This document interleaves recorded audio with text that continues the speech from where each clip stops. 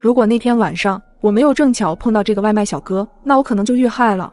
2天前，我想去取落在闺蜜家的包包，包包就在电视旁边的架子上。手机那头，闺蜜的声音明朗：“我今天加班，你先过去吧，反正你手上有我家的备用钥匙，3楼307。放心，你家门牌号我记得比我家都熟了。”挂断了电话，起身前往了闺蜜家。刚到门口，正准备掏出钥匙开门，突然听到里面窸窸窣窣的声音，我感到奇怪，动作停了下来。小美已经回来了吗？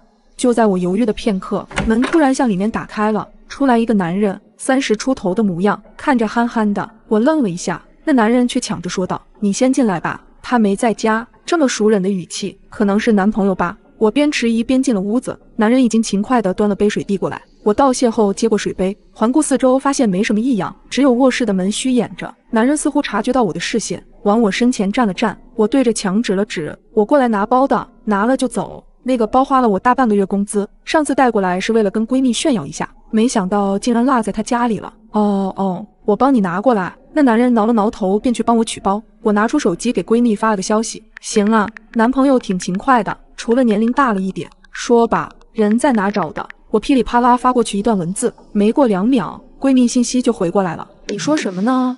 我哪有男朋友？”我迅速提取到了闺蜜信息里的关键字：“没有男朋友。”那面前这人是谁？我脑海中迅速浮现一种可能，瞬间冷汗直冒，全身僵硬。那是这个包吗？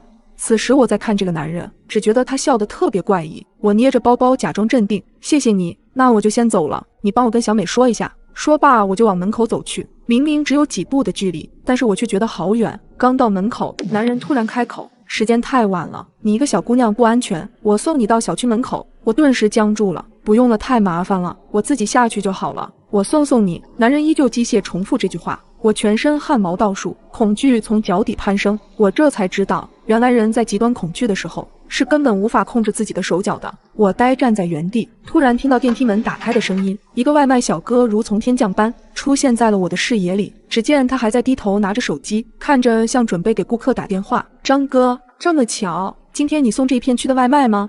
我装作很熟练地跟他打着招呼。就在他还在懵逼之时，我就迅速冲过去，死死拽住了他。他望向我，我知道我现在肯定满眼都是惊恐之色。他像是突然反应过来一般：“啊，对呀，我好像按错了楼层，正好送完这单，我今天就准备结束了，咱们一起去吃点东西。”我顺着他往电梯走去，不敢往后看闺蜜家。我知道此时那个男人正站在那里死死盯着我。刚出电梯，我迅速拿出手机给闺蜜打了电话，确认她真的不认识家里那个人。在附近派出所汇合后，带着警察一起去了闺蜜家。屋子里有明显被翻找过的痕迹，而那个男人已经不在屋子里了。后来我们才知道，这个男人是偷窃惯犯，那天在闺蜜家踩点，刚巧我去取东西，如果没有遇到那个热心肠的小哥，我估计就得遇害了。即市发生恶性杀人案，凶手在逃中，请市民关好门窗，不要外出。泡澡时，手机突然弹出了一条消息。当我还没有消化完这条消息时，门外传来了敲门声。“你好，物业检查门窗。”我泡在浴缸的身体一僵，我们小区根本没有物业呀。我并没有回复，急忙穿好衣服，谨慎起见，我趴在了猫眼处。门外是一个戴着口罩的保安，正埋头在本子上写着什么。我心中的恐惧逐渐升温，回想起半年前业主们和物业的争执，现在突然上门来检查，这太奇怪了。正在我犹豫时，猫眼外突然一片漆黑，是楼道里的灯熄了吗？但通常情况下，安全出口的绿色指示灯应该还会亮着。这时，一阵微弱却清晰的呼吸声透过门缝传来，刺入我的耳中，让我全身的毛发都竖立了起来。恐怖的认知在我脑海中闪现，这不是楼道的灯坏了，而是有人把脸紧贴在我的猫眼上。我捂着嘴，强忍着惊叫，任由恐惧在心头蔓延。此刻，我不敢有任何大动作，更不能发出任何声响。随后那人又用耳朵趴在门上听了一会儿，见我屋内实在没动静，便转身去敲了对面的房门。“你好，物业检查门窗。”他的声音回荡在空落落的楼梯间。“我是501，对面是502，住着一个单身宅男，30来岁，可能是个 IT 工作者或游戏主播。他总是默默无闻，看起来有些社恐，可能跟我一样是个 I 人。”保安又敲了几下门，没一会儿，一个穿着睡衣、头发凌乱的男人就开了门。两人在门口说了什么，随后物业就被对面小哥领进了门。砰的一声，房门关上，楼道又恢复了宁静。这似乎并没有什么异常，难道这个保安真的是物业派来的？我翻看着业主群，寻找可能错过的消息，但群里静悄悄的，也没有任何通知，这不禁还是让我感到一阵不安。这时，手机提示有人添加我的好友，是502，消息备注是：“你好，我是住在你对面502的，请问晚上有物业去你家检查门窗吗？”什么情况？物业刚进他家，他却在问我。我迟疑着，并没有通过好友请求，转而发消息给楼下的401的女大学生，因为之前拿错快递有点小误会，所以我们才加了好友。妹妹，我想问下，今晚有物业上门检查门窗吗？我握着手机，有些紧张地等待着对方的回复。下一秒，手机震动了2下，是401发来的消息。有的，刚检查完不久。我暗暗松了一口气，看来是被今天的新闻影响，有一点被害妄想症。我苦笑着揉了揉头，眼睛再次扫到手机里的消息。这一眼，我总觉得哪里不对劲，但又说不上来。我下意识地抬头看了看墙面上的钟，10点30，物业进去502将近20分钟了，检查门窗需要这么久吗？我忍不住又给401发了条消息。物业检查门窗大概需要花多长时间呢？大约半小时。简短的5个字，看得我心里直发慌。我终于发现哪里不对劲了，颤抖着手翻找着之前的聊天记录。401的妹妹是个表情包控，可这次的2条信息简短干练，不仅没有表情包，甚至连标点符号都没有。与此同时，楼道里突然传来开门声，我赶紧趴到门口一看，物业的人出来了。他把门关上，在本子上记录了几笔，然后转身离开。紧接着传来电梯开门又关门的声音。我赶紧看了看时间，10点35，物业从进去到出来总共29分钟，和401说的差不多。难不成真是我想多了？楼道的灯再次熄灭，周围陷入一片黑暗。我静静地站了一会儿，确认无异状后，终是松了一口气。夜晚的小区很安静，只有偶尔的猫叫声，但想到晚上弹出的新闻，我瞌睡全无。我端着牛奶坐在阳台，我记得单元门口是道铁门，出入需刷卡，而且铁门开关的声音很大。可我坐在阳台许久都没听到关门的声音，难道物业的人还没走？据我所知，6楼是没住人的，且就算他从6楼敲一圈门再下到1楼，也花不了多长时间。一个可怕的念头突然出现在我脑海里，那名自称是物业的男子还在我们这栋楼里。这时401的妹妹又发来消息，抱歉啊，小姐姐，刚刚我在涂指甲油，没法拿手机，是我男朋友回的消息。这次有标点符号，有表情包，还没等我回复，他又继续发，小姐姐，你看到今天的新闻了吗？好吓人，还好我们小区有物业的人上门检查门窗。对了，你还不知道吧？我们小区换了新物业，1楼的王叔就是物业队长。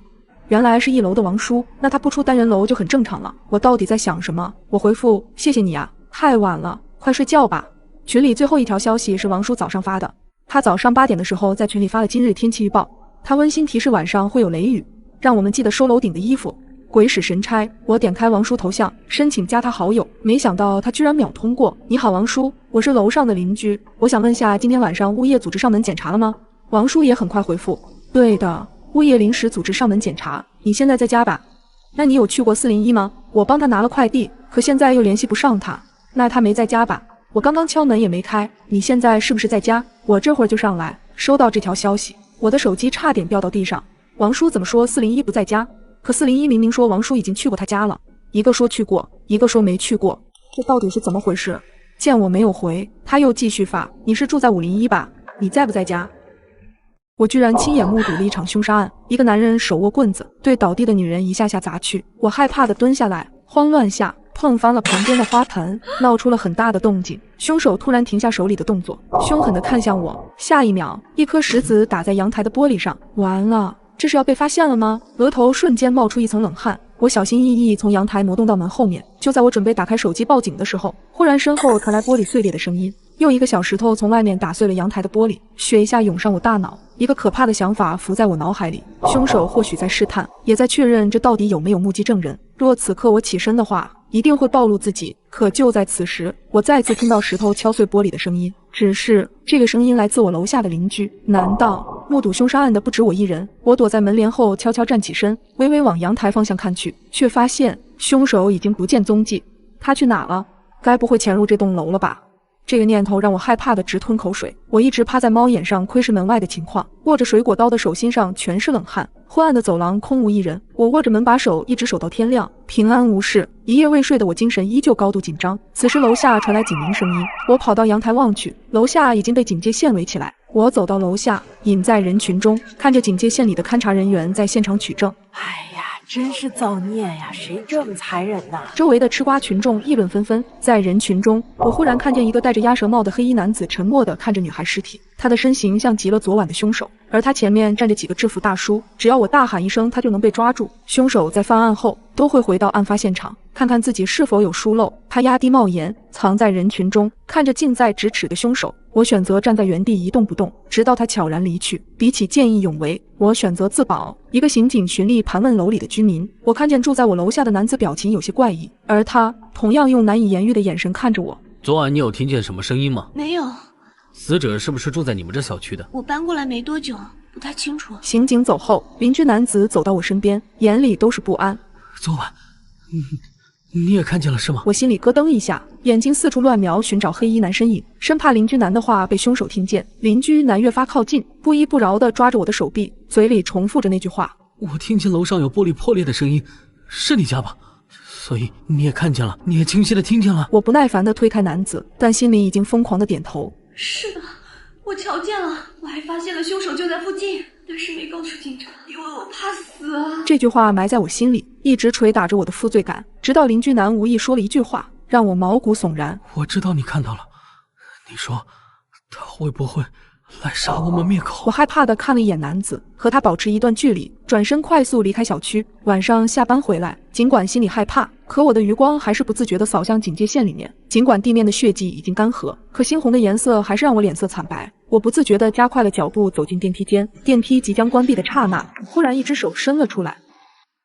如果你突然收到了陌生人的求救短信，你会怎么办？一连串的短信提示因在寂静的夜里突兀地响起，我随手看了一眼手机，竟然是个陌生号码。请你一定要相信我，我就在马己小区 A 幢1201，我被我老公囚禁了，他往死里打我，拜托你救救我。面对这一连串诡异的求救短信，我一脸的莫名其妙，稍加思索后，冷汗一下子冒了出来。我家就是 A 幢1201，可屋子里只有我一个人，哪有什么被囚禁的女人？多亏我平日里胆子大，否则肯定会被吓哭。尽管有些发慌，我依然在心里安慰自己，肯定是有人在恶作剧。直到那女孩说出了出租屋的陈设和布局，以及墙上的划痕和涂鸦时，我真的怕了，心就像打鼓一样砰砰作响。她说她就在这里，难道我遇到了阿飘？我下意识地想要逃离这个恐怖的地方，可他接下来的短信让我更加匪夷所思。拜托你别不理我，我才26岁，如果你不救我，我肯定活不过这个端午节。现在是正月，新年才过不久，哪里来的端午节？我强迫自己冷静下来，如果他是阿飘，完全可以直接对我下手，没必要大半夜给我发这么多条消息交涉。我犹豫了许久，终于回复了一句：你到底在哪儿？我就在大衣橱里。女孩的话让我毛骨悚然，我心虚地盯着距离自己不足2米的衣橱，因为白天我才刚搬进这个房子，衣服都还没来得及收拾，所以衣橱一直没打开过。我咽了口口水，生怕下一秒有人推门而出。深呼吸2下后，我蹑手蹑脚地走向了衣橱，猛地拉开门，里面空荡荡的。我敲了几下衣橱的内壁，甚至还喊了几声，根本没人应答。被耍了。我不满地嘀咕了一句，女孩的求救短信依然对我狂轰滥炸，仿佛我不救她，她马上就会死掉一样。我有些急了，再次来到衣橱前，借着手机灯光，我竟然看到木质的衣橱上有指甲的抓痕，上面还斑斑血迹，从颜色看，似乎已经很久了。女孩的求救信息依旧在发，我甚至能感觉她的无助和焦急。突然，我发现衣橱下有个暗格，用力拉开后，里面有一个破旧的笔记本。我小心翼翼地打开，上面有星星点点的血点和被泪水淹过的痕迹。这是一本破损的日记。主人名叫苏玉，日记记录着苏玉被男友囚禁的每一天，页面残缺不全，不过可以看出记录的时间是前年。我粗略地看了几眼，最后一页的内容让我目瞪口呆。今天老公的朋友来家里做客，喝了酒的他大发善心，给了我一部没有卡的老款手机，让我玩游戏解闷。我知道时日不多了，心里怕得要命，根本没心情玩游戏。就在刚刚，这部手机上突然多出一个陌生号码，我激动不已，尝试着拨打号码求救，可惜没有卡，根本拨不通。我异想天开地发了消息，竟然发了出去。日记的记录时间是2021年6月13日10时21分，日期恰好是端午节的前一天。难道是2年前的苏玉在向我求救？这也太匪夷所思了。为了验证我的猜测，我大胆地回了一条消息：你是苏玉？我是。你怎么知道我的名字？我也不知道怎么解释。你那里的时间是2021年6月13日。是，拜托你一定要救救我，我不想死，求你了。别怕，我一定会救你的，相信我。我深吸一口气，放下手机的刹那，我惊奇地发现日记最后一页又多了一行字：谢天谢地，他竟然答应救我了。这种匪夷所思的事，竟然真让我遇到了。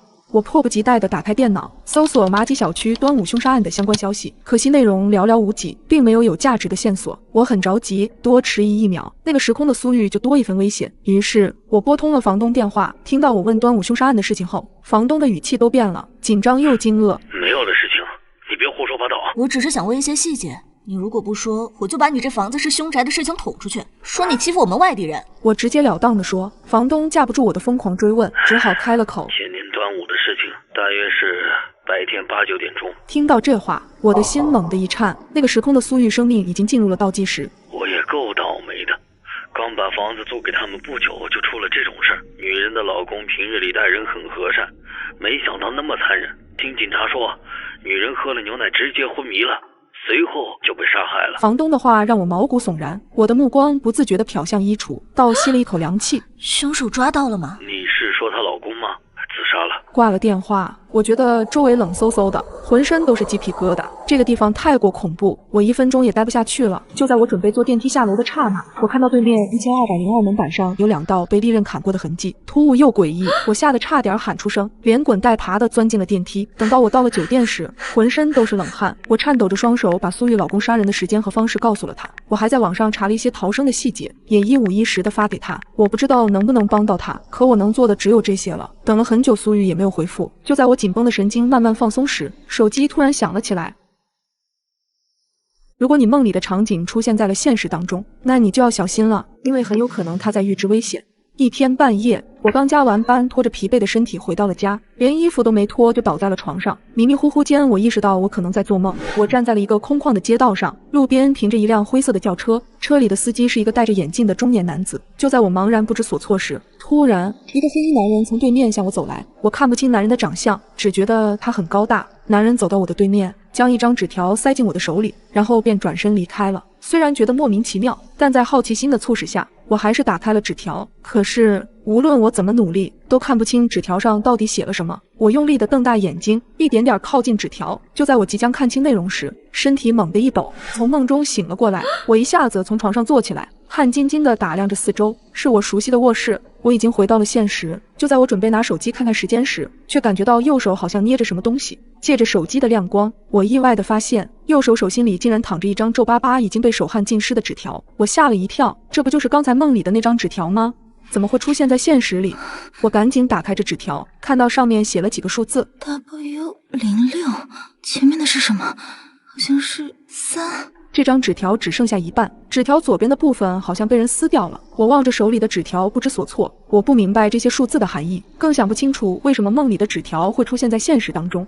我不停端详着手里的纸条，终于发现了异常。我赶紧下床，从抽屉里拿了几本笔记本，很快就在其中一本中发现了一页残角，把纸条放上去一看，居然大致可以对上，但是还有一个小的空缺，而这个空缺就是被撕掉的那一部分。我又翻了翻这个笔记本，并没有其他发现。可让我奇怪的是，这纸条上面的字迹很明显不是我的。想到这儿，我突然不寒而栗，难道这屋子里面还有其他人？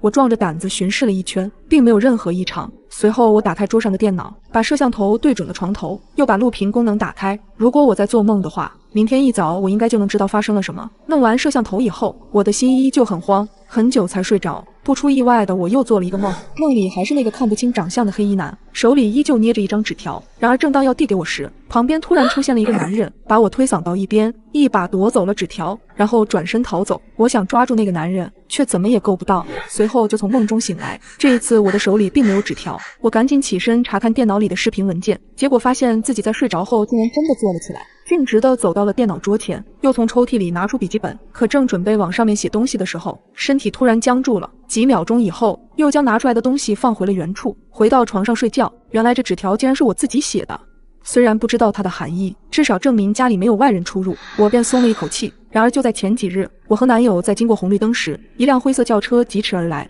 男友把我推搡到一边，自己却被撞倒在地上，头上有血不停地流了出来。我吓得面色惨白，飞奔着冲向男友，一边哭一边颤抖着拨打了120。此时轿车的司机也走了过来，他是个戴着眼镜的中年男子，我瞟了他一眼，莫名的熟悉。司机看到男友的惨状后，不禁辩解说，他刚才是为了躲一个穿黑色衣服的男人，才猛打了方向盘，没想到会撞上男友。我顺着男人的手指看过去，并没有发现所谓的黑衣男人。猛然间，我突然意识到这个车和司机就是在我梦里见过的。我忍不住开口询问司机，今天是几号？司机没想到我会问这个问题，他先是愣了一下，随后低头看了一眼手机，7月23日。他小声的回答。我听完一下子愣住了，整个人都变得僵硬，茫然的抬起头看了看车牌，上面的尾号正是 W06。起初我总能听到隔壁传来断断续续的哭声，直到我透过墙上的小洞看去，刚毕业的我租了一间公寓，公寓的设施十分陈旧，用木板隔断的墙面隔音效果非常差，但好在价格便宜又离公司比较近，我咬咬牙便住了下来。由于大家上班的时间都差不多，邻居之间总是抬头不见低头见。可奇怪的是，我从没见过我左边的租户，但晚上我却总能听到隔壁传来断断续续的哭声，这哭声很瘆人，穿透墙面传入我的耳朵。好在我从小胆子就大，倒也没有害怕，只是有些无奈，毕竟总会吵得我休息不好。隔天一早，等电梯时刚好碰到右边的邻居，我便问起隔壁住的什么人，他突然神色慌张起来，眉头紧皱。你问这干嘛？随后我把昨晚发生的事情告诉了他。我也不清楚。说完，他便阴沉着脸走了。莫名其妙，这是怎么了？看到他的反应，我不免觉得疑惑，他好像知道什么。这种疑惑也一直持续到下班回家。就在我快要睡着的时候，又响起了那个断断续续的哭声。我几日的愤懑也终于爆发了，用手哐哐敲着隔壁的墙。喂，你安静点吧，你不睡觉，别人还要睡觉呢。但隔壁邻居似乎没有听到，仍然发出断断续续的哭声。发泄一通后，我也逐渐冷静了下来，分析着是不是隔壁住户遇到了什么难事，才会每晚哭个不停。突然，我发现墙壁上有个小洞，这个食指大小的小洞似乎是被白蚁啃出来的。一想到隔壁那个从没见过的神秘邻居，我就按耐不住好奇，于是我悄悄凑上这个小洞，往里看去，只见一个穿着白色裙子的女孩正背对着我轻轻啜泣着。我碎碎念道：哭得这么伤心，这是被情所伤了。不久，那哭声逐渐消失了。出于好奇，我再次把眼睛凑了过去，然而瞬间让我冷汗直冒。我惊恐地盯着眼前的景象，无法自已。一双脚赫然出现，轻微的晃动下还伴随着可怕的呜咽声。一个不可思议的念头冒了出来，我吓得立马后退了2步，浑身被汗浸湿。我赶忙拿起了手机报了警，又颤抖着给房东打去了电话。喂，房东，隔壁404好像有人自杀了。房东应该是被我电话吵醒的，但也被我的话吓得不轻，带着刚睡醒的腔调说道：你睡懵了吧？404早就没人住了。什么？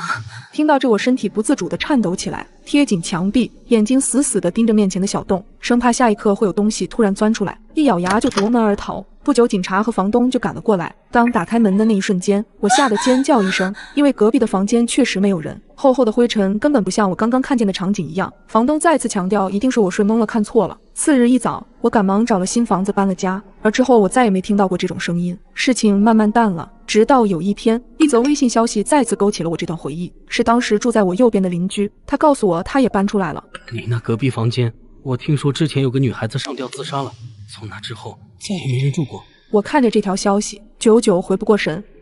你在医院经历过最恐怖的事情是什么？1年前妈妈因病住院，我作为陪护也守在医院里。入夜，我想着帮妈妈打完水就准备回家，便提着热水壶走出了病房。走廊里格外安静，只有我一个人。一股阴风刮了进来，让我不禁打了一个寒战。我紧张的喉咙发紧，不自觉地加快了脚步。水房里只有一个人在打水，哗哗的水流声在这寂静的夜里显得有些突兀。我站在他的旁边，刚想拧开了水龙头，不经意的斜眼时，却发现那人的水壶已经满了，水溢了出来，躺在他的手背上，手背一片红肿。这可是开水，他难道不疼吗？水满了。我提醒了一句，赶紧帮他关好水龙头。哗哗的流水声戛然而止，女人猛地抬起头看着我，她的眼睛很瘆人，眼仁很小，几乎都是眼白。我害怕的咽了咽口水，小声的解释：你的水壶满了，水把你的手烫红了。女人机械地将手举起来，放在眼前瞧了瞧，然后又放下，接着提起水壶缓缓离开。自始至终她没有发出一丝声音，更没向我道谢。还真是个怪人。我打好水走出水房时，才发现走廊的灯突然莫名的闪着，甚至还有滋滋的火花声。一个行动病床迎面推了过来，床上盖着一块白布，下面躺着一个人。行走带来的风将白布翘起了一个边，我看到了床上那人黝黑的头发，真的是世事无常。我不禁叹了一口气，出于对死者的尊重，我赶紧避让。突然，有人从身后猛地推了我一下，整个人不受控制地扑向了床上。好在我用力扶住了床沿，这才避免了尴尬。对不起，真的很抱歉，我真的不是故意的，刚才有人推了我一下。我不停地和对方道歉。推床的2个人并没有吭声，只是面无表情地看着我，他们的眼神透着古怪。我心里有些恼火，但又有些害怕，于是我直接转过头去找推我的人，可是身后空无一人，静，死一般的静。我不禁四下张望，诡异的是走廊2侧病房都房门紧闭，乌漆麻黑，一种深深的恐惧感袭上心头，身体止不住的颤抖。对不起，我真的不是有意冒犯，请您原谅。我转过身，低着头不停地道歉。然而许久没人回答，我悄悄地抬起头，瞬间吓得脸色惨白，拔腿就跑。因为移动病床和那2个不3个人不知何时消失在我的视线里，全程没有一丝声音，头上的灯依旧忽明忽暗地闪烁着，发出滋滋声。我一路狂奔到满头大汗，依旧没能跑到妈妈的病房门口。妈妈的病房离水房并不远，但我怎么走这么久还没有到？我害怕的赶紧拿出手机，颤抖着拨打了妈妈的号码，可电话那头迟迟没有接听。我捂住了胸口，眼泪不停地在眼眶打转，再次环顾四周，这里是9楼没错，也是我熟悉的病房号。我愣愣地站在了走廊，仿佛整个楼层只有我一个人，强迫着自己冷静下来。一切的不对劲都从我碰上那个女人开始的。既然前进没办法找到出口，那我就退回水房，看看那里是否能找到原因。于是我转身往水房的方向走去，结果我发现我连水房都找不到了。正在我手足无措的时候，我惊喜地发现前方有一个病房的灯竟然是亮着的，而这个病房的门也开了一条缝。一阵冷风吹了过来，夹杂着一丝呜咽的声音。我的身体反应比脑子更快，直接开门就走了进去。进去后，我才发现病房内只有一张病床，上面躺着一个人。不好意思，无意打扰，我找不到病房了。我冲着床上的人解释，然而门却吱呀一声关上了。我吓得险些叫出声，转过身用力去推房门，却怎么也打不开。今晚也太邪门了，我不会死在这里吧？就在我恍惚间，突然有人拍了拍我的肩膀，我僵硬地朝身后看去，身后站着的竟然是水房里的那个女人，她依旧面无表情地看着我。我不自觉地尖叫起来，赶忙退后一步。你不该来这里。一句话轻飘飘地传来，我的眼睛紧闭不敢睁开，只感觉一只手推了我一把。再睁开眼，我竟身在水房，水龙头哗哗地往水壶里注水。怎么回事？还没从害怕的情绪中走出，提着水壶走了出去。走廊上的灯安静地亮着，没有闪烁，也没有滋滋声。不远处的护士站里，护士们井然有序地忙碌着，一切都恢复了正常。难道刚才发生的事情是我臆想出来的？就在这时，我发现不远处2个人推着一个病床走过来，床上躺着一个人，从头到脚盖着白布。一阵阴风刮过，白布被掀了起来。这一次我不仅看到了对方的黑发，还看清了他的脸，她就是水房里的那个女人。我的汗毛全部炸了开来，快步往前走去。好在这次没出什么意外，我顺利走回了妈妈的病房。你这孩子怎么这么久才回来？给你打电话也没信号。妈妈看了看手机，我去了多久？都快1个小时了，你不会是遇到什么事儿了吧？我不想让妈妈担心，没有说出刚才的经历，只是说遇到一个熟人多聊了几句。赶紧回去吧，明天还得上班。我放下了水瓶，和妈妈道了晚安，就走出了病房。之后的我再也没遇到过这种事，但是至今想起依旧心有余悸。我第一次觉得闺蜜这么可怕。我和闺蜜合租了一个老旧的小区，小区破旧斑驳，楼梯里连照明都没有，每次加班回来都觉得阴森森的，很瘆人。房间里的摆设也很陈旧，好在房租很便宜。我们俩特别爱缩在客厅看恐怖片，在恐怖片的衬托下，房间竟然也透着阴森的气息，就连温度都比平时低。第2天，闺蜜却突发奇想，打算测试一下电影中的情节。她找来一只碗，里面放了生小米和清水。如果屋里有鬼的话，这些东西就会被吃掉。说完，我们就出门上班了。一整天我都心神不宁，不停地想着碗里的米到底会如何。下班后，我马不停蹄地回到了家，第一时间去查看那只碗。还好里面的东西并没有少，但不知为什么，我的心里竟然有些失望。此时闺蜜的房间关着，里面放着音乐，我就去卫生间冲凉。结果洗着洗着，我无意间往门口看了一眼，就看见闺蜜脸贴着玻璃门冲着我傻笑，我吓了一跳。你神经病吧？闺蜜并没有理会我的愤怒，依旧站在那里冲我傻笑。这下我彻底火了，冲着她大骂了几句，然后赌气地拉上浴帘。等我洗完澡，闺蜜已经不见了。可就在我刚准备刷牙时，手机突然震动了起来。我拿起手机一看，竟然是闺蜜打来的，我感觉有些莫名其妙，推开闺蜜房间的门。你都在家，给我打什么电话呀？可闺蜜好像睡着了，没有任何回应。我心想，会不会是她的手机丢了，有人捡到电话找失主？于是我赶忙接起了电话。哎，我在买奶茶，要不要给你带一杯？我瞬间毛骨悚然，因为电话里的声音正是闺蜜。我身体突然不受控制地颤抖了起来，好半天才找到了自己的声音。你别开这种玩笑，你不是在床上躺着吗？你说什么？我马上到家了。说完，电话便挂断了。我的头上已经渗出了冷汗，脑子里也突然想到了一个细节：刚刚我去看碗里的东西虽然没有少，可在我端起来时，它分明是热的，里面的小米已经熟了。想到这里，我的脸色煞白，悄悄往床上看去，躺在床上的人却不见了。我尖叫着拔腿逃了出去，正好碰到闺蜜拎着奶茶回来。我把刚才的经历告诉了她，她也被吓得不轻。这个房子是不敢住了。我们连夜搬了新家，好在后来没有再发生什么奇怪的事情，但我永远也忘不了这段回忆。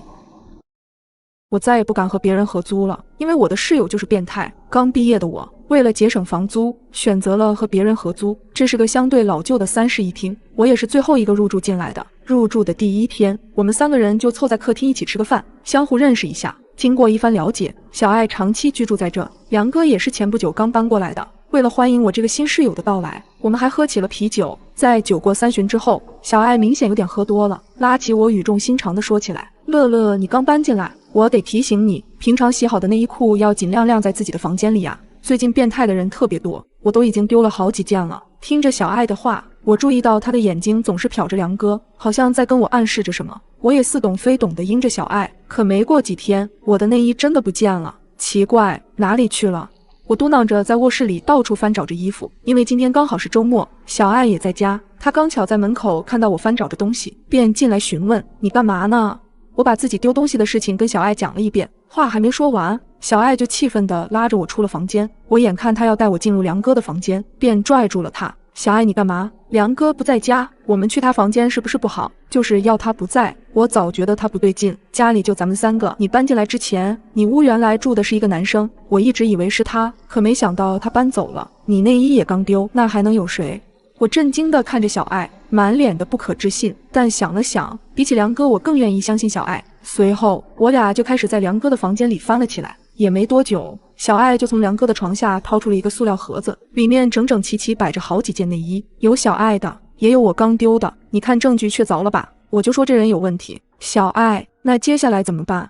怎么办？我肯定要质问他，他这是变态行为，我可不愿意跟这样的人再住在一起。我看着小爱义愤填膺的样子，有些羡慕他这样有话直说的爽朗性格，但我有些害怕。刚毕业的我也从来没接触过这些。小爱，对不起，我没有遇到过这样的事情，我不太敢。小爱看着我犹犹豫豫的样子，瞬间明了，没事，你要害怕你就回房间，我来质问他。他拍了拍我的肩膀，一副理解的样子，我更羞愧了。到了晚上，小爱让我回了房间，他就一直守在客厅坐着，等着许良回来。我静静地抱着腿坐在卧室里，也没开灯，直到快到10点的时候，门外传来了开门声，许良回来了。随后门外传来一阵激烈的争吵，我很好奇，悄悄给门开了一条缝隙，想看看外面到底发生了什么。在客厅里，许良经受了小爱一系列的质问之后，没有一丝紧张，依旧像从前一样，脸上带着笑意。你必须搬走，现在证据确凿了，你如果不搬走，我就把你的事情报到网上去。许良似乎没有听小爱的话，只是自言自语，这件事只有你一个人知道吗？乐乐今天不在家吗？什么？小爱愣了一下，他今天不在，你别想转移话题，你就说搬不搬吧。听到小爱的话，我不免有些感动，他哪怕知道我不愿意面对，却还是保护着我。正当我还在自我感动的时候，只听到许良轻笑了一声，随后什么都没说就走进了自己的卧室。没过几分钟，他就走了出来，同时他的手上还握着一根防身棍。记得以前许良还笑着对我俩说，如果有人来咱们家，我就拿着这根棍子砸下去，放心吧，有我在，你们都安全。而此时此刻，这根棍子直接就朝着小爱用力地挥了下去，边砸还边嘟囔着，傻姑娘，如果没人知道的话，我为什么要受你的威胁？我看着这个画面，瞬间瞪大了眼睛，眼泪不自觉地溢了出来。我死死捂住自己的嘴巴，一点都不敢出声。我悄悄地关紧了房门，轻手轻脚地锁了起来，顺着门边就坐在了地上。怎么办？我该怎么办？突然，一声震动的响声传进了我的耳朵，在这安静的房间里显得格外刺耳。我吓了一跳，是许良发来的消息。乐乐，你在哪儿？我听到脚步声逐渐靠近了我的房门，他一定是猜到我在家了。顾不得其他，我拿起手机赶紧报了警，哭着将整件事情告诉了警察，只希望在他破门之前，他们能赶到。一阵阵的砸门声传来，我害怕地躲进了床底下，死死地捏紧自己的手机，又打了个电话给警察。你们快来，他快进来了。警察姐姐轻声地安抚着，别怕，警察已经到楼下了，你想办法拿什么抵一下门。我颤抖地思索着卧室里有什么东西能把门抵住。对了，衣橱。此时我十分庆幸这个衣橱是活动式的，我爬出床底，跑到了衣橱边上。乐乐，你果然在家。我惊讶地转头看向门口，只见房门已经被许良砸出了一个洞。就在他继续砸门的时候，我使出吃奶的力气把柜子推向了门口，死死抵住。不知道什么时候，砸门声停止了，我听到了很多人的脚步以及打斗声。别动，警察！随后，我的门被轻轻敲响。小姑娘，你出来吧。放心，他已经被制服了。听着这个声音，我推开衣橱，透过刚刚许良砸出的洞看去，确实是警察。打开门，小爱已经被白布盖上了。我瘫软在地，不断的抽泣着：“对不起，对不起，小爱。如果不是我懦弱，最后我搬离了这座城市，但这件事永远的留在了我的心底。我再也不敢随便发朋友圈了。”这天凌晨3点，玩游戏玩过头的我发了条朋友圈：“好想吃小龙虾呀！”然后我便扔下手机准备入睡。半梦半醒间，我听到了敲门声，有人在门口喊着：“有人在吗？麻烦您拿一下餐。”可我并没有下单。正当我要打开外卖软件查看时，门外的声音再次响起：“拿一下外卖。”透过漆黑的客厅，我死死盯着那扇门，一动不动，感觉门外的人下一秒就会破门而入。外面不一会儿传来脚步声，他应该是走了。我顿时感到一阵后怕。当我第二天上班时，问了闺蜜，闺蜜说昨晚没看到我发朋友圈。我看了看，没错，朋友圈确实没发出去。那外卖怎么会送到我家？不会有人正在暗处监视着我吧？夜晚，我害怕到失眠了。这回的敲门声极其富有规律，不快不慢，每次3下。我打开手机，又是凌晨3点。我瞪大双眼，敲门声再次响起：“您的外卖取一下。”我蹑手蹑脚走到门口，屏住呼吸，从猫眼往外望，的确是外卖小哥。他见屋里可能没人，便开始打电话。手机突然的震动，吓得我没拿住，掉在地上。“您要是在家就把门开一下吧，我这边还有单呢。”外卖小哥听到了声音，再次叩门。你放门口吧，我一会儿拿。我趴在猫眼监视着外卖员的一举一动，直到他乘坐电梯离开。我最终还是没敢拿外卖。天亮过后，我正想打算报警，刚要打电话，手机里收到了一条消息：“你怎么不拿外卖呢？”这人是谁？我不记得跟他有过好友。我刚想问他是谁，他紧接着问我：“你不是想吃小龙虾吗？我点了外卖给你，为什么不接？”然后附带张我家门口的照片。我心脏狂跳，太阳穴突突跳动。你是谁？我冷静下来想想，我要先找到他的身份。趁他回我消息期间，我快速翻阅他的个人信息，可并没有搜到有用的内容。聊天界面一直显示对方正在输入。我率先打断他：“不用回了，我会马上把你删掉。如果你再骚扰我，我会报警。”说完之后，我就把他删了。这下他彻底消失在我的通讯录中。这里太危险，我必须要马上搬走。我给房东大姐打电话，并说清自己的遭遇和顾虑。大姐也不想在自己的房子里惹出事端，有些为难地说道：“房子可以提前退租，但押金要扣掉1半。”我爽快地同意了大姐的要求。和自己的生命相比，1半房租又算得了什么？我带着行李打算去闺蜜家先住一段时间，直到找到房子。闺蜜想要我长期住下，但她快结婚了，耽误人家太长时间也不好。很快我便找到了新的房子，约好一起搬家的朋友被老板临时叫走，我便自己回到原来的房子，收拾些剩余的东西。我在电梯碰见了邻居大姐，这大姐对人蛮热情的。“好几天没看到你了，还以为你搬走了呢。”我浅浅笑着：“我是要搬走了。”大姐你怎么知道？搬到你男朋友家去呀？我满脸疑虑：“男朋友？我单身啊。”“是吗？那天我明明看见一个男人开门进你家了。”大姐也疑惑。听到这里，我心跳都冷不丁的漏了半拍，声音发抖的问：“他进去了吗？”大姐压低声音回答我：“没有。”我问她是不是新来的，她就马上离开了。听完过后，我完全不敢回房间。“大姐，您能陪我回趟家吗？”大姐点头答应。我打开房门后仔细查看四周，发现家里并没有被翻动过的痕迹，便送走大姐。我迅速把东西打包好，然后打给搬家公司。我现在必须马上离开这里。这种紧张感直到我坐上副驾驶时才消失，这下应该就能彻底摆脱危险了。晚上到了新住所后，刚跟搬家师傅把东西放在门口，我心里一凉。新房的钥匙刚刚在我收拾东西时被我落在了茶几上。师傅擦了下额头上的汗：“小姑娘，你先回去取钥匙，我把其他东西搬上去等你。”回去的时候，我在脑海里演绎了无数遍进门到拿钥匙的过程。我硬着头皮走到了门口，身体也开始不受控制的起鸡皮疙瘩。我深呼一口气，准备打开门锁。屋内没开灯，已经搬空的客厅显得更加漆黑可怕。我右手触摸到了墙上的开关，灯亮了。我看到了躺在茶几上的钥匙，手刚抓到钥匙，听到身后传来门被关上的声音，我被吓得浑身一哆嗦，想着是不是风吹的，扭过头看向门口，只见一个男人向我走来。我等你很久了。此刻我的脑子和腿好像分了家，脚也像被钉在了地上，眼睁睁看着这个男人一步步逼近了我。我想呼救，嘴巴张开却失了声。我尽量保持冷静，哆哆嗦嗦的在背后拿起手机准备报警，却被这个男人发现。想报警是吗？仔细听他的声音后，我发现这个声音竟然跟第一次送外卖的人一模一样。男人攥紧我的手腕，疼痛让我变得清醒。他突然一巴掌扇在我的脸上，我开始挣扎，用另一只手去抓男人的脸。我用力去踢向他的要害处，他被我彻底惹怒，一拳捶在了我的肚子上，口腔中涌出一股血腥味。我瘫软在地，他不知道从哪里掏出一节麻绳，把我手脚绑住。我问他是谁，他默不作声，将一块胶带粘在我的嘴上。男人拽起我的头发往卫生间走，头皮传来的刺痛感让我想要大声尖叫，可嘴被堵住，只能发出呜呜的声音。我的手机在地板上一直震动，可能是搬家公司正在催我。男人听见震动的声音变得异常恼怒，抓起手机就摔在地上。现在我最后的希望也破灭了。男人手里拿着一把锤子向我走来，我条件反射般闭上双眼。我根本不认识这个男人，无仇无怨，为何这么针对我？他突然大笑，你不是很想死吗？那我就成全你。我皱眉，睁开双眼怒瞪他。这个男人怕不是脑子有病，想复仇找错人了吧？嘴上被胶带粘上的我无法辩解，但这个变态好像还困在自己的世界里。他是个疯子，我要冷静，否则保不准他会做出什么事来。男人继续自言自语，你不是发朋友圈想要死吗？我这不正好遂你的愿了？什么？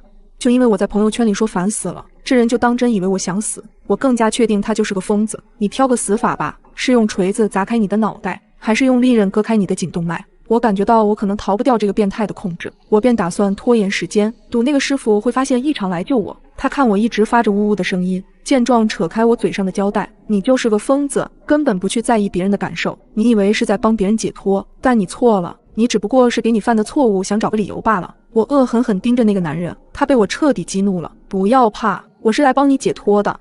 他抄起锤子要向我砸过来，房门被警察踢开，一把抓住他拿锤子的那只手，瞬间就地制服。原来搬家师傅刚才打电话过来，被那个男人砸手机时误触接通了，听见手机里传出打斗声，便直接报警了。后来警察找我做笔录，我才知道这个变态一直长期潜伏在我的家里，对我的生活习惯了如指掌，甚至也会偷看我手机里的内容，好像猫抓老鼠一样戏耍着我。因为这次我长久离家，满足不了他的欲望了，才对我动了杀心。经历过这一遭事情，让我有种劫后余生的感觉，我变得更热爱生活了。如果你被困在自己家的卫生间里，没有窗户，没带手机，你会如何脱困呢？这是发生在我身上的一个真实的故事。我是个怀揣梦想的北漂青年，为了房租便宜，不得已搬到设施破旧的小区。可令我万万没想到的是，这将会变成困住自己的枷锁。这天凌晨，随着剧里的强哥下线，追了多日的电视剧也终于完结。我把小狗放在一旁，走进卫生间里洗澡。按照以往的惯例，我都会为了人身安全把门反锁，可这个保护措施竟让我差点丧命。这个厕所是个暗厕，空间狭小，也没有朝外的窗户，导致空气十分稀薄。我快速洗完后便打算出去透透气，可当我转动卫生门锁时，意外发生了。平常很顺利就可以打开的门，今天却纹丝不动。我傻眼了，门锁不会这个时候坏掉吧？里面的空气本就流通不畅。我再次尝试转动门把手试图打开，难不成是锁芯卡住了？我赶忙拿起卫生间的镊子，用尖头的部分深入锁孔里拨弄，可一点效果都没有。我实在受不了，这样下去不被饿死也得被憋死。我拿起花洒就使劲往门上砸，一下两下，丝毫不见起任何作用。奇怪，平时咋不见这个门这么结实？突然，门上的一块玻璃碎片滑落，我仿佛看到了生机。我察觉到门外似乎有人，我便大声呼救，可没人应答。事已至此，我必须要采取措施。我小心翼翼地把手伸出去，摸到了门锁上插着的钥匙，用力转动，这下锁芯彻底断掉了。随着时间的流逝，我陷入到了绝望中。我平时没有洗澡时带手机的习惯，所以无法报警寻求帮助。我透过玻璃看向钟表，现在已经凌晨3点了。我只好先保存体力，待到白天再准备自救。不一会儿，我便背靠角落睡着了。第二天早上，我被事先预定好的闹钟吵醒，我开始大声呼救：“请问有人吗？能来帮帮我吗？”喊了好一会儿，我觉得喉咙有些嘶哑。而这时门外也终于有了一些动静，一户独居的中年大姐隐约听到了叫声，在门外叫道：“大早晨的干什么呢？”这个人平时脾气有点怪，不太好打交道，虽然不愿意和他接触，但毕竟他是我脱困的唯一希望。我耐心解释道：“您好，我被锁在厕所里出不去了，家里又没有别人，麻烦帮我报警好吗？”可是他却非常警惕地问道：“你一个人在家洗澡，为什么锁门？是不是在干什么违法的勾当？”我连忙解释说是自己的习惯。当解释我手机在外面拿不到的时候，大姐却怀疑地问道：“你为什么洗澡不带手机？”我一时间不知怎么回答这个问题，只好继续苦苦哀求，希望他能帮帮忙。我用尽了最后的力气呼喊着，可没想到门外只传来一句话：“你说你被困了一夜，声音怎么还这么大？”我看你精神很好的样子，你别随便开玩笑。说完就再也没声音了。大姐最终还是没有选择救我，而在那之后，无论我怎样呼救，我家附近也再没来过人。我现在又渴又饿，心里仅存的那一丁点希望也早已消失殆尽。我害怕的蜷缩在冰冷的地上，眼泪也不自觉地流，不知不觉中再次睡了过去。这时，手机备忘录响起，并把我吵醒，通知今天下午会有个快递。我顿时欣喜若狂，整整一个下午，我都趴在卫生间的门上，仔细听楼道里的电梯声，一有声音我就会大声的呼救，直到我嗓子喊哑，瘫坐在地上。快递也迟迟没到，想必是快递小哥打不通电话，就直接放柜子里了。扑面而来的绝望和疲惫感瞬间打透了我。我已经一天没有进食了，纯靠喝自来水才有一点力气。而我用着这仅存的力气，拿着花洒不断敲击着水管，不知道敲了多久，伴随着绝望，头也感觉昏昏的。我家的小狗突然开始不停地嚎叫，好像是觉察到我有危险一样，爪子也在不断地挠着卫生间的门。可现在的我连睁眼的力气都没有了，眼前一黑。再次醒来，我已经在医院的病床上了。警察叔叔跟我描述了经过，因为我家小狗焦躁不安的嚎叫引起了楼上邻居的注意，他来到我家敲了敲房门，很快意识到了不对，便直接打电话报了警。终于，历经30个小时，警察破门而入，在卫生间里晕倒的我成功获救。回到家后，我一边喂着小狗，一边回想那噩梦般的遭遇，不禁流下了眼泪。我一度以为自己要死了，拿起了还在充电的手机，本以为失联1天多会有很多人在找我，可根本没有任何消息，就连约好去逛街的朋友也没有给我发信息，只是打了一个电话，看到没人接就没再问了。时间一天天流逝，一天晚上，我收到了一个快递，打开后里面空无一物，只有张纸条，我正在看着你。这不禁让我细思极恐，立刻报警，便马上搬了家。不要过来。每当我看清那女鬼的脸是于小神后，都会在这一刻惊喜。那真实的感觉，仿佛那个躲在床底下的女孩就是我。3年以来，总是重复的这个诡异的梦魇，简直折磨得我不行。于小神其实并不叫这个名字，她本名叫做于小青，只不过她平时神神叨叨的，宿舍的人就都叫她于小神这个魂名罢了。她除了喜欢喂养一只青色的小蛇作为宠物外，最诡异的是她还偶尔在半夜突然坐起来，说些莫名其妙的话。原先我只以为这是她有梦游的毛病而已，直到有一次，我夜里突然在被窝里拿着手机看麻吉先生的视频，很晚都没睡，突然见她坐起来，好像在跟人对话。你问我什么？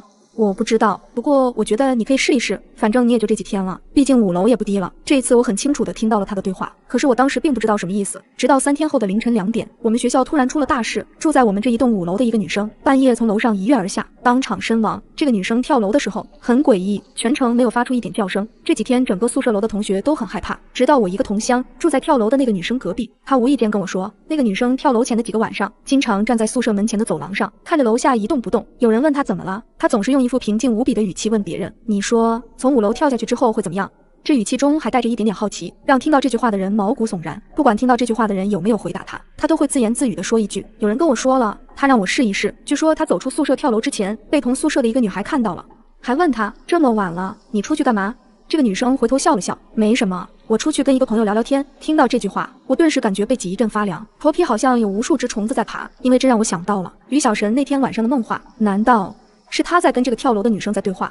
从此之后，我就有些害怕于小神了，哪怕宿舍里其他同学都因为于小神的神神叨叨，或多或少的都在排挤他，我一直都对他客客气气的，从来不敢得罪他。那个跳楼的女同学穿的是一双红色的高跟鞋，最后学校和官方的调查结果是，那个女同学因为跟男朋友谈恋爱，她家里人极力反对，还非要她回去和别人结婚，并且因为这个矛盾，家里人也不供应她读书了，她也要求跟那个男朋友私奔，可是她男朋友拒绝了她，她因为受不了家庭的压力，又想到自己想托付终身的人也不支持她，一时想不开就跳楼自杀了。我没有见过那个女生的死状，可是我总是不自觉地想，她就是出现在我梦里面的那个穿着红色高跟鞋的女鬼。至于于小神，毕业之后就再也没出现在我的生活轨迹当中。当然，我们同宿舍的其他几个人也在这3年中陆陆续续的出事，他们的结局都不怎么好。我只是不断的做着这个恐怖的梦，结局或许已经算是不错了，只不过这个梦的结尾一直在改变。要知道，这个梦一开始的时候，视频里面的他，或者说是我，是没有被这个女鬼找到的，一次次的都结束在女鬼那消失在走廊的恐怖走路声。我会被一股莫名的窒息感憋醒，我一直想不明白，这个梦魇为什么会一直缠绕着我。那现在梦里的我被找到了，究竟会发生什么呢？